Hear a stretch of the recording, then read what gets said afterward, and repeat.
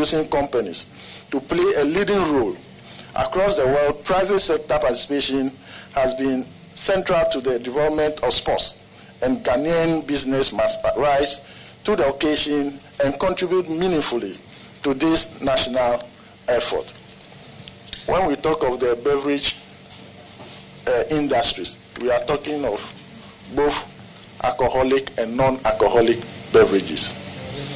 You know, initially there was a ban from the Food and Drugs Board that alcoholic beverages should not be advertised during sporting activities. But this bill that we just passed into law has cured that mischief. So that is why we are calling on them to do so.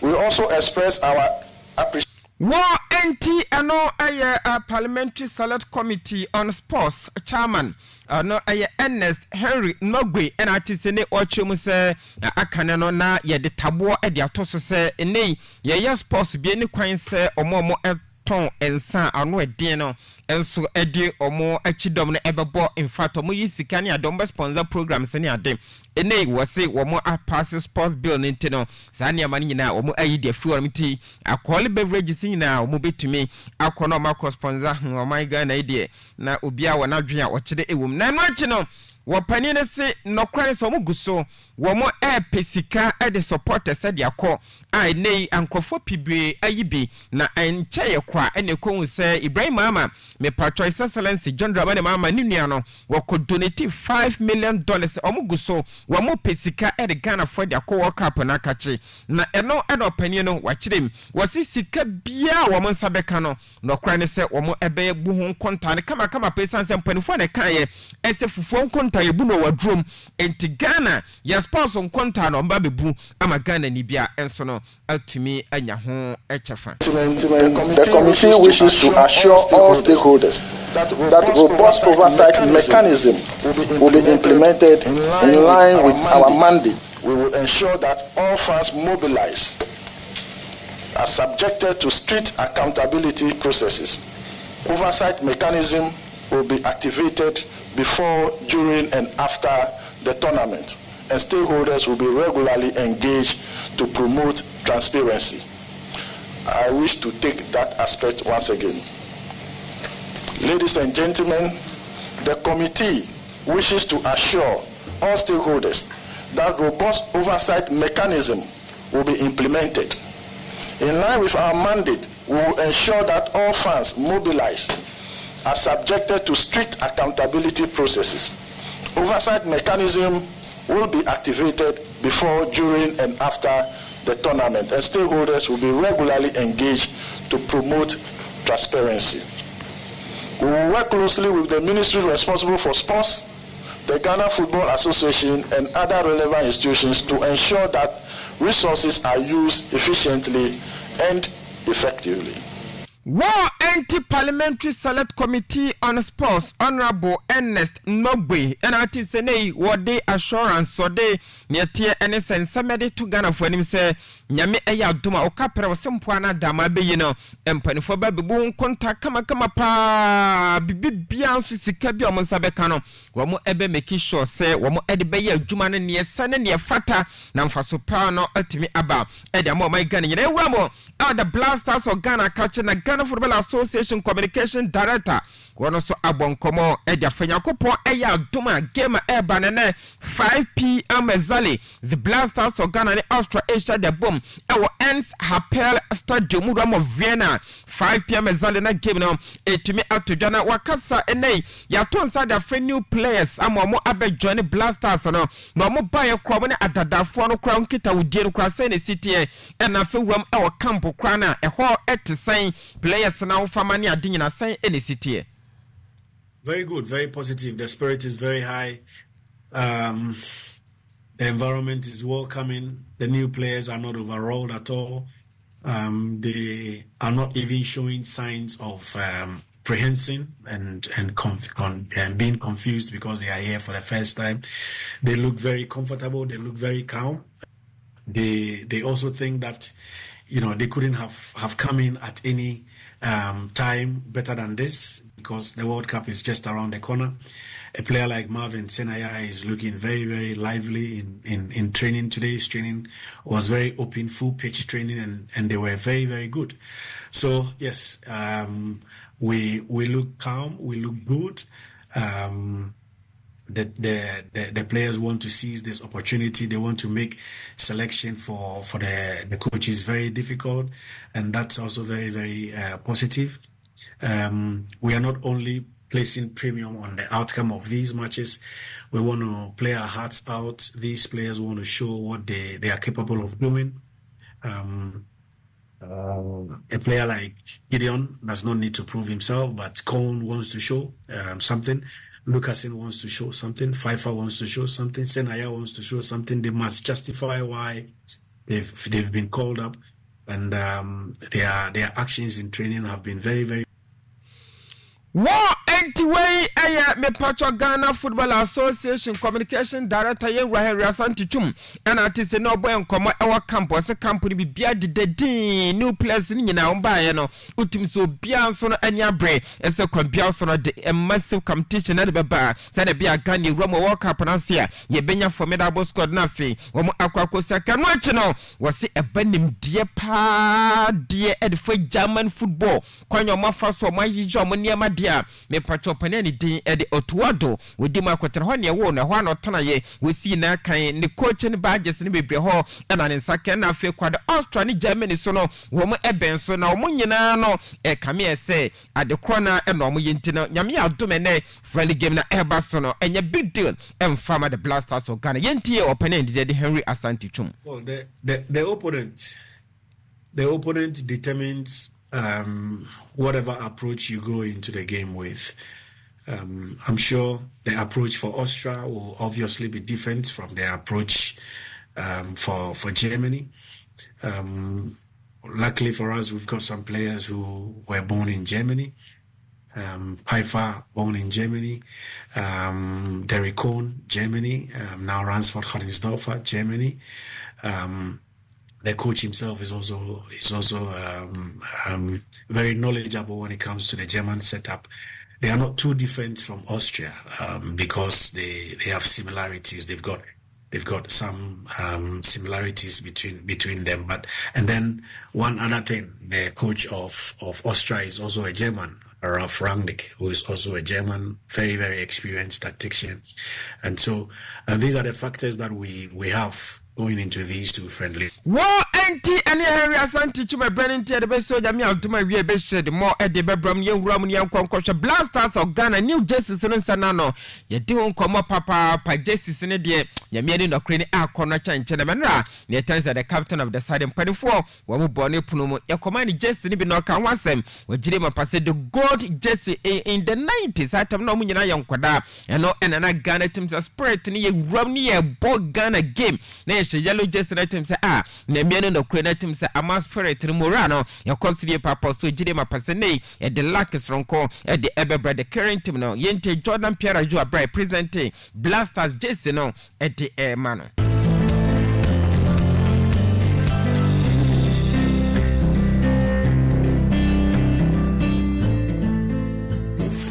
want to officially give it to you.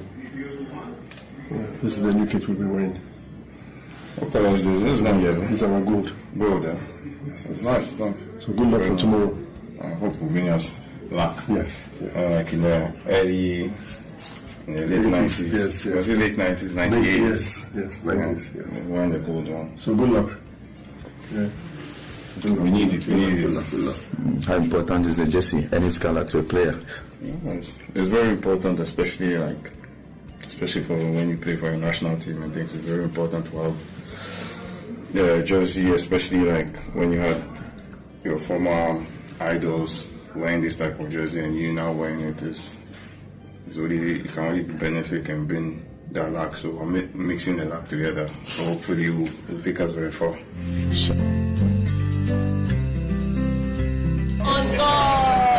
War anti ano aya blasters empire for and fake team captain enra na chese jesi omo be hye no omo da na di ede kire amansan nyina se yanhwe ne air course den na awuram ewo me pacho train team no wo camp hotel wo team say yes na anigi sam nko Abdul Fatah isa ko peso tete kama di Suleiman o peso tete no kwa hey say something to my Snapchat before live plenty now with me asano yeah 3 hey I join you on say something bro say my guy say something bro hey yo Charlie hey Charlie jam hey no War anti-blasters of Ghana camp na chese ani jene na behwe krache ne din de Benjamin Asare akwa na sanye go nu kwa no nim dawo Skills pa TV3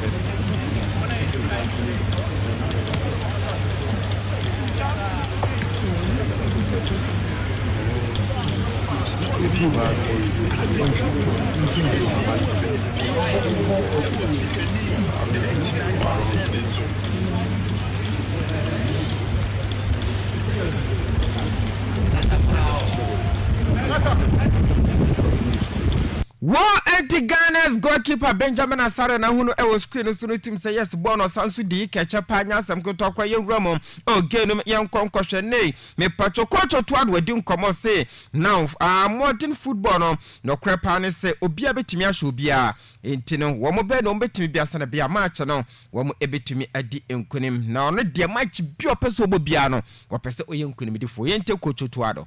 Okay, the first question is, I think in now modern days football, to be honest, everyone can beat everyone. I'm very, very sure. And I think we saw it at the last World Cup that there's no team to be underrated. And surely Germany is a high profile, but to be honest, I'm not thinking about Germany now. So for us, it's the full focus on Austria.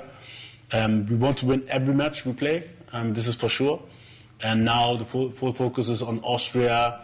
We saw what they do. We analyzed them well, and yeah, I'm very, very hopeful that the players will do it at the end. It's about them, and the focus on Austria. We know what to do. We now have to execute, and yeah, like I said, it will be an intense game, and this is what we're looking up to. And after the match, we will. War anti enoye coach otu ado sene football no obianyo bia wom nia oyero ho a na betimi adi nkunimtene woni de ne focus nyina e woni tense Australia esanse enne na omukobo sa game no mu wia na for madwen again Germany ehwedom eye coach and de otu ado ne de na rapai je de ema e wodjuma de se no chine no se ne o expect this game ne mu be ye yentene samade tujan. Yeah, we're very pleased to be here. I think it will be a very, very interesting game. Surely we expect an intense game, as all the Austrian matches are, and everybody knows the coach who likes to press high and a little bit of Red Bull school. So this is what we expect. We know that they are very, very good, very, very physical, very, very high intensity, a lot of runs. The profiles of the players are really, really high. They play in good clubs. But we also have good players, good footballers. Will be very, very interesting also for us after a long period to play in Europe against a European team. And I think for both teams it will be a very, very good test match. Okay, thank you. War anti-coach to ado sene game ne de obia nim ese omu coach na nkase friend Rafrani kono ye kan difference gengen press na no eye me pacho ya de akwanya na Liverpool fast for born game jogging club mo wo mo ene de system na de abopani oda no ye friend se Rafrani ke ne one ne coach Australia national team to coach to ado sene game no ye mu ebe ye shimirika be wom we sense ya de gengen press na de press o ye pese ajibo no na de ko mirika ne adintin na game no enya bayera Jordan so no European clubs no wɔn bɔ back chene wɔn eba behwe na fe wɔn akɔma twembodu afiri soro aye nkonya aboa ama Ghana team no afra dumu akwakopem aduma ne ensama koto toado wɔde etudwa no akyi no akasa dia for unavailability players ne wɔn anya kwanya inakulam South and afe Brandon Thomas Asante was this bripa na we player na kwakopra pa de nyame no krene ya na ano edi enya kwa emfa emagana no enya denani ejeba kokra sei. Somebody gets injured is always not a good situation. I think Iñaki had a good form, and Brendan actually came back from his injury, and before that he also scored a lot of goals. So yeah, I'm really sorry for them. It will be again a good possibility also for them to show themselves. But yeah, I'm very happy that the team seems to be in a good shape, and Ransford Jeboa Königsdorfer came to replace them, and yeah, I think we have to focus on what is ahead of us. There's no time, and there's no need to look behind who could be here. There are a lot of others who are injured also, and I hope that everybody will be ready at least before the World Cup. And now I still think we have a good squad to beat Austria. Wow, NT ano ayo opinion dead Otuado coach Adamada Blasters of Ghana say a woman say Inakulam South Brendan Thomas Asante and say no more form eye nan so manya kwanya and intina pani for Kazantifiniwa a pajafo ewo ho na enra coach Otuado wode ni jama enu gumu wode yente kakra bi na me jama na ankasa no machiri mu. Wir haben einen Spieler nach Stuttgart. Da haben wir zum ersten Mal, glaube ich, Kontakt gehabt. Da war ich, glaube ich, bei Hannover 96. Das war bevor ich nach Dortmund gegangen bin. Und ansonsten, klar, also ich glaube, in Deutschland ist der Trainer natürlich eine Koryphäe. Hat damals, ja, ich glaube auch. Wow, ento tuado na wakan German or German chance na ye Ramo captain na the Blasters of Ghana Jordan Pierre Jou. Wono so bon komo wo so mon ko Austria esobo ko ji o mahome holidays no mo ko da bi wo mo mania bere eye adwuma den e make sure say wo mo ebenya good results against Austria yente Jordan Pierre Jou captain at the Blasters of Ghana. You know, tomorrow is going to be a tough game, very tough game, because Austria is a very good team, but obviously it will be a good test because it's a high-profile game, and going into the World Cup, playing this type of games is only a positive thing for us. So as players, we're really looking forward to it, and we'll see how it goes. We have the ambition to have a good result tomorrow, so we're not coming here just for holidays or just to walk. We're coming here to work hard and to perform and to get a good result. It's not going to be easy, but we'll give ourselves the best chance to be successful. Wow, enti Jordan Pierre Jonathan said no de munchemu edeben wachino wose no krepa ne se wasanso di nkomo edi afri me pacho gamer etumi eba ho ene se Blasters captain Jordan you dismiss claim say players ni bi esheda wo so mo emmebo match no wose sade no enye no kre de biara da no ankasa personally onyini esibi mo sheda no mo ama. Listen, personally I don't think that the players, we do it on purpose to be pulling out from games and those type of things, because we want to play for our country, we want to do well for our country, so every game is important. Even though we know these two games are really important, but even previously the other games were important as well, but just that sometimes it is what it is, you know. Coming to these two games, listen, tomorrow is going to be a tough game, Monday will be a tough game, so we'll do our best. I think we were preparing really well, you know, tactically, technically, physically, we look good. So let's see what happens tomorrow. I don't want to talk too much because obviously we've had a couple of days of training and what I've seen is positive. Wow, enti Jordan you ono enso edena enu achino Masudi di Dramani also on the number 1 no still ye crash and the Benjamin Asaro Ocean all the best. He has never played before. He is the number 1 for Ghana. If you check on the Ghana's tracks in terms of the last 6 games that Ghana has played, you know, he's our number 1 because he finished the qualifiers. You know, very important games against Comoros and against Mali. Benjamin was in there, so that tells you that we just pray for his fitness level to improve and then mentally to be ready which is footrest. I have no doubt in his abilities and his leadership qualities.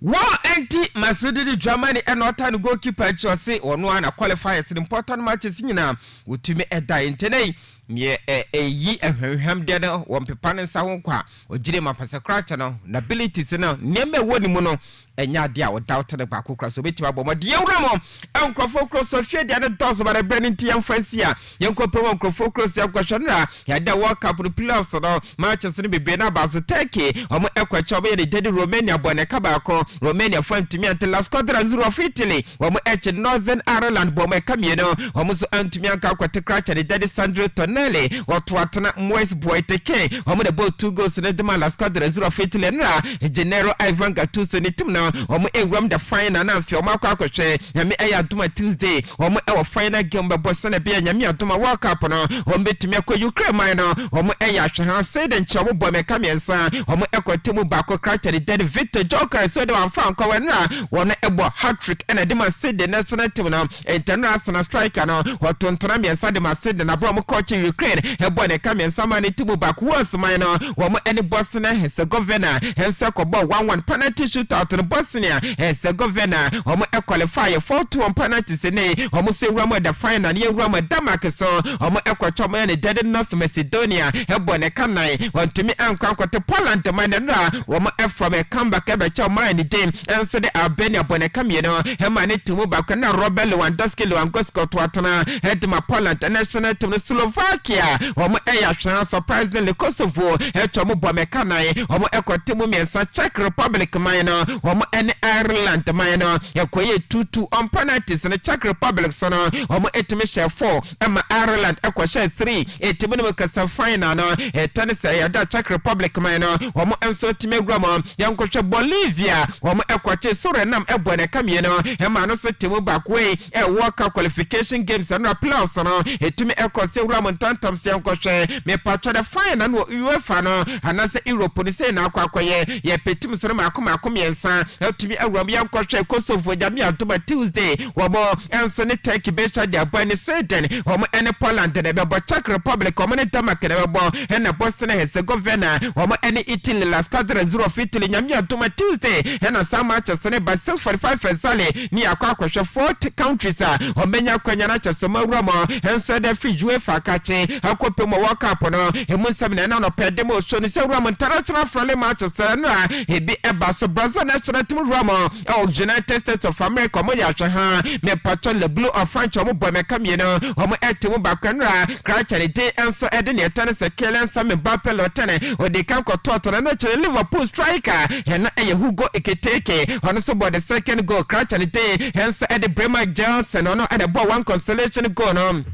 Edema Brazil omo national team na omo akwadincho selesofo edoma akwadincho bra France fo ebo be kamie no enso omo akwatimu bakwanra na ne chere se kracha ne de Bremer ya da girls na choso ball game no hachapa papa da Brazil national team na ono ene ball one consolation goal ne to omo Los Confitores of Colombia ne tie ene se Croatia e chomo bo Americano me patrom ye no emo so no e kwatimu bakwemu se me dema ojuma de no se wramo ma me mfanto dwa UEFA Nations League na Gibraltar man no omo antumi antotna Latvia e bo meka baako hanso na Malta antumi antotna Luxembourg e bo meka mie no omo so antumi akwankote yankohwe international friendly games ni nyame atome na matches ni pina wo ho Iran man no 1 PM ezale omo ene Nigeria be shade abani Russia omo so ye 4:30 omo ene Nicaragua de be shade apem so Saudi Arabia the blue me patro the Green Falcons no eno 5:30 ezale omo ene the Pharaohs of Egypt be shade abani ye Roma 7 PM no ye the Greece man no omo ene Paraguay be bo Algeria Desert Forces so 7:30 omo ene Guatemala e be shade abani me patro the Three Lions of England 7:45 ezale omo ene Uruguay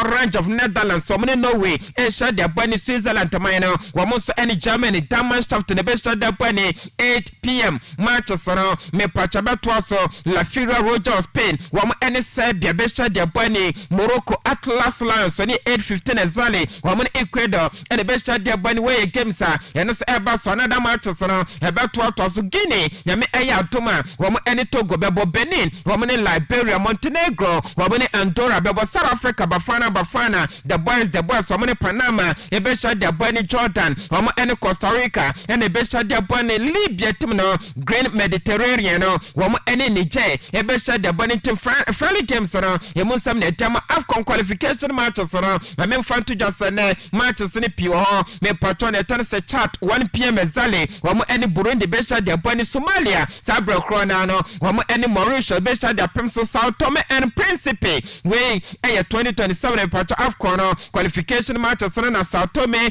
and Principe wɔn ɛne Ethiopia wɔn ɛbɛ shade abani we matches a yɛtadwa ɛwɔ man mu ɛde ho nsɛm no yɛde ɛma odwumade no so sikare 9.7 no yɛde kelen sa me Bapele to tontram ye no ɛna de boa ɛma le blue of France ɔmo so no ɛkɔ akɔkye me patron me anite ɛde Brazil aboa me kam ye no amo so no ɛtumi ɛnkɔ akɔti mo yɛtane sa baako na ɛnra yɛde kelen sa me Bapele te sɛ me no kasa crutch no nyasam keto akra ɛba ne goal style no of France national team no ma na kyasade ne kɔnkan ye papa isa ka akra no abɛ all time leading scorer ɛdama le blue of France nyasam keto akra sɛ me no kasa wa 56 goals na Roma Nene dede kan eye Olivier Jonathan Giroud wabo 57 goals in the Dema France national team no Mbappe won anya 56 Thierry Henry wabo 51 Areta Antoine Griezmann 44 Michel Platini wabo 41 Karim Mustafa Benzema 37 David Trezeguet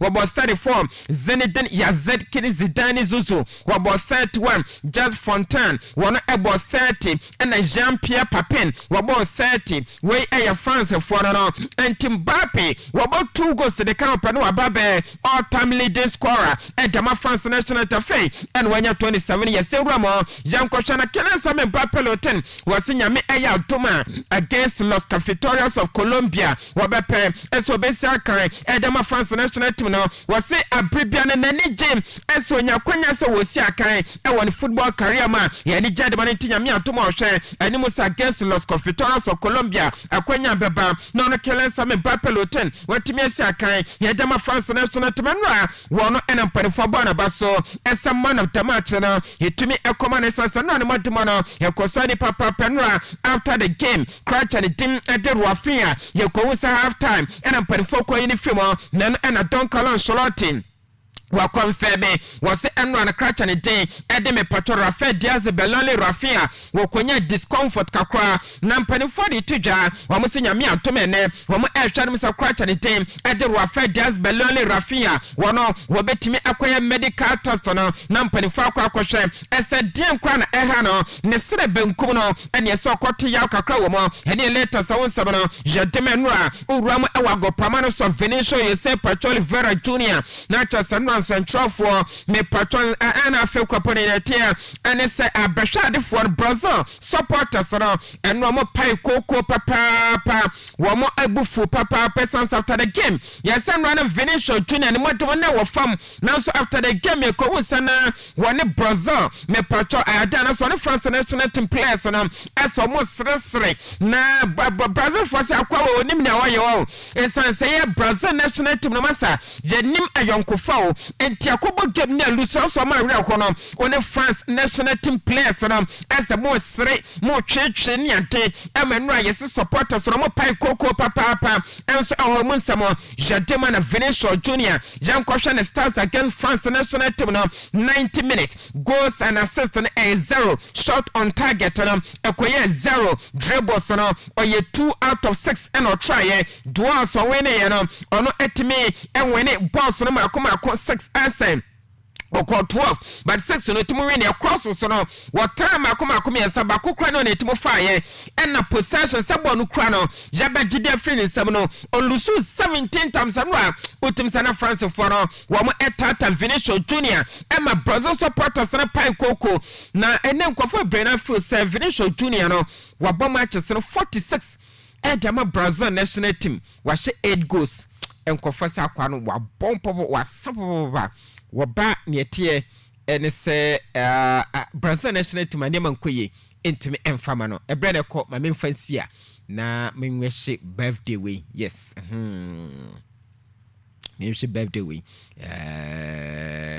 so ewo enti ma menwehye akodai ye frene Sikapa Frempong Manson yes ne papa Animas Emmanuel Frempong Manson we manager Infinity Hotel on Crown Quantakure ntene from Dr. Ike CEO of 5GH was always Sikapa Frempong Manson happy birthday was nyankopon enhia oma akodai wonyini na omeye opani papa na omay Ghana wiase nyina yenya akodai ho emfaso nti enano pay Sikapa Frempong Manson o papa ni Mr. Emmanuel Frempong Manson manager Infinity Hotel ya we show a happy birthday nyame nhyira wo ma unyini infra domo enkopiem ewa domo ni favor insane fanguso happy birthday eno so edie no nti ye hwese dwumadie ne betoto din na enke awuram ewo ahoma no so na yene Mr. Kutu enso abonkomo so ase ahoma no ye ya Mr. Kutu ya na yini wo soro ade chano pa ye boni punum no dosonti se bi buro ne pununum kakra nti Mr. Kutu beba na waba me yehu wiemo ensa kraye no wiemo no weather update no dia me kapoji was good morning NKT Peter Drury and all listeners of Osikani Breakfast Sports yara say Raskin was a great job live at Raskin mobile world opposite in Krankwanta Praise Be Church DJ Raskin TV was say bless you amen yada say ena afin so kwakude that was good morning Sports Wikipedia Blasters players assembled are 85% who will make it to the World Cup. These friendlies will provide us with the opportunity to determine the DNA we are taking to the World Cup. What is the tactical additional of the new coaches added to the technical bench? Inti ene yami adoma 5 p.m. Yebehwe ni nyina enso ewo na yehunde ko Dennis Yabua was good morning champions Salinko monitoring the most authoritative and authenticated sports show live from University of Business and Integrated Development Studies where Brazil should back because some of the players deserve not to be called for the World Cup tournament. Go Blasters, go! Regards to Honorable Ali Muguyaro. All right, that's Dennis Yabua and also messenger with the Abraham Ewo show. So inti yebeye na yedi apem ha nyankopon ya adoma wia